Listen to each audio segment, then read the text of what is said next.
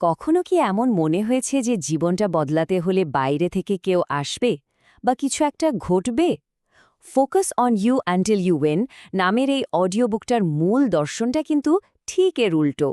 এর আসল কথা হলো জেতার শক্তিটা বাইরে কোথাও নেই, সেটা আছে পুরোপুরি নিজের ভেতরে। চলুন আজ আমরা এই পাওয়ারফুল আইডিয়াটাকেই একটু ভেঙে দেখি আর খুঁজে বের করি যে কিভাবে শুধু নিজের উপর ফোকাস করে সবকিছু বদলে ফেলা সম্ভব। চলুন শুরু করা যাক এমন একটা শক্তি দিয়ে যা সবকিছু বদলে দিতে পারে। আপনাকে বাঁচাতে কেউ আসছে না, এই একটা লাইনই কিন্তু যথেষ্ট। এই ভাবনাটা আমাদের বাধ্য করে বাইরের দুনিয়ায় সাহায্য খোঁজা বন্ধ করতে আর নিজের ভেতরের দিকে তাকাতে। আর আসল শক্তিটা তো ঠিক সেখানেই লুকিয়ে আছে। আর এই সত্যিটা থেকেই জন্ম নেয় আমাদের প্রথম নিয়মটা, মালিকানার শক্তি। মানে আসল পরিবর্তন কোনো উদ্ধারকর্তার হাত ধরে আসে না। পরিবর্তনটা শুরু হয় ঠিক তখন যখন আমরা অপেক্ষা করা বন্ধ করে দিই আর ঠিক করি যে এবার নিজেই কিছু একটা করতে হবে। এখান থেকেই কিন্তু দুটো রাস্তা একদম আলাদা হয়ে যায়। ভাবুন তো, যখন আমরা অন্যদের দোষ দিই তখন কিন্তু নিজের পাওয়ারটা অন্যের হাতে তুলে দিচ্ছি। কিন্তু যখন আমরা মালিকানা নিই, পরিস্থিতি যতই কঠিন হোক না কেন, তখন আমরা নিজেদের ভবিষ্যতের নিয়ন্ত্রণটা আবার নিজের হাতে ফিরিয়ে আনি। ব্যাপারটা আসলে কি জানেন? অতীতে যা কিছু হয়েছে তা হয়তো আপনার দোষ ছিল না, কিন্তু সেখান থেকে ঘুরে দাঁড়ানোর দায়িত্বটা ওটা কিন্তু সব সময় আপনারই। এটা দোষ স্বীকার করা নিয়ে নয়, এটা নিজের ক্ষমতাকে আবার নিজের কাছে ফিরিয়ে আনা। বেশ, তাহলে যদি উদ্ধারের জন্য অপেক্ষা নাই করি, তাহলে নিজের শক্তিটা বানাবো কিভাবে? উত্তরটা কিন্তু খুব সহজ, প্রতিদিনের ছোট ছোট ধারাবাহিক কাজের মাধ্যমে। আসল জয়টা কিন্তু এখানেই তৈরি হয়। দেখুন, সফলতা মানে কিন্তু একদিনের মোটিভেশনের এক্সপ্লোশন না। এটা হলো একটা একটা করে ইট গাঁথার মতো।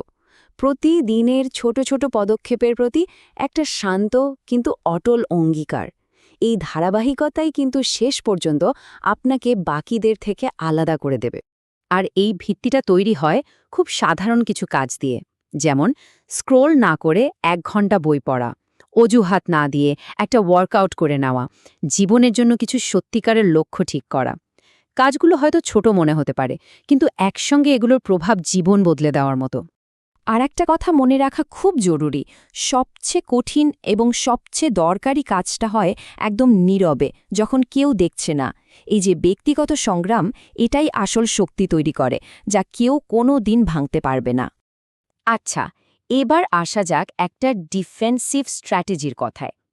আমরা এমন একটা পৃথিবীতে বাস করি যেটা আমাদের মনোযোগ কেড়ে নেওয়ার জন্য মুখিয়ে আছে। তাই নিজের ফোকাস রক্ষা করাটা এখন আর শুধু একটা স্কিল না, এটা টিকে থাকার লড়াই। ভাবুন তো, আপনার মনটা একটা দুর্গের মতো, আর আপনার মনোযোগ হল সেই দুর্গের সবচেয়ে দামি সম্পদ। এর দরজায় আপনাকে একদম সতর্ক প্রহরীর মতো পাহারা দিতে হবে। কাকে ঢুকতে দেবেন আর কাকে দেবেন না, সেই সিদ্ধান্তটা আপনার। আর এরা হলো সেই শত্রু যাদের কোনোভাবেই ঢুকতে দেওয়া যাবে না। নেতিবাচকতা, পরচর্চা, অন্যের সাথে তুলনা, ঈর্ষা, এগুলো শুধু মনোযোগই নষ্ট করে না, এরা হলো এনার্জি ভ্যাম্পায়ারের মতো, যা আপনার লড়াই করার ইচ্ছাটাকেই ভেতর থেকে শুষে নেয়।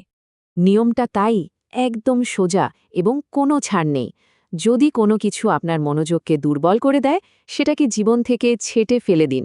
নিজের ওপর সম্পূর্ণ নিয়ন্ত্রণ ফিরে পাওয়ার জন্য এটা করতেই হবে।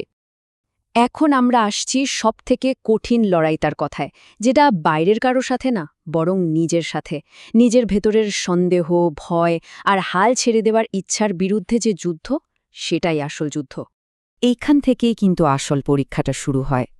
মনে রাখতে হবে, সেরা চরিত্রগুলো আরামে তৈরি হয় না, হয় আগুনে পুড়ে। যখন সবকিছু অসম্ভব কঠিন মনে হবে, ঠিক সেই মুহূর্তেই সবচেয়ে জোরে লড়াইটা করতে হবে। আর লড়াই করতে হবে তখনও যখন পথটা খুব একা মনে হবে। বড় কোনো স্বপ্ন দেখলে প্রায়ই একা চলতে হয়। চারপাশের মানুষ হয়তো আপনার জেদটা বুঝবে না, কিন্তু সেই একাকিত্বের মুহূর্তগুলোতেই লড়াইটা চালিয়ে যেতে হবে। আর সবশেষে এই লড়াইটা করতে হবে, কারণ এটা নিজের প্রতি নিজের দায়িত্ব। নিজের সম্ভাবনার কাছে এটা একটা ঋণ। এই একটা লড়াইয়ে জিততেই হবে, কারণ আপনি কি হতে পারতেন তা দেখার সুযোগটা আপনার নিজের কাছে পাও না।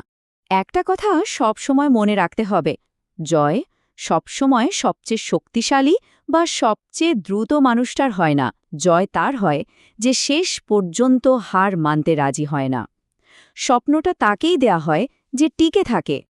আর এখানেই কিন্তু আমরা গল্পের আসল মানেটা খুঁজে পাই। আসল পুরস্কারটা আসলে জেতা নয়, আসল পুরস্কার হলো এই পুরো যাত্রাপথে আপনি নিজে কি হয়ে উঠলেন, আপনি কি পেলেন সেটা বড় কথা নয়, আপনি কে হলেন সেটাই আসল। তাহলে প্রশ্নটা হলো, এই পুরো লড়াইটা শেষে যে নতুন মানুষটা তৈরি হবে তার জন্য কি এই সংগ্রামটা করা যায় না?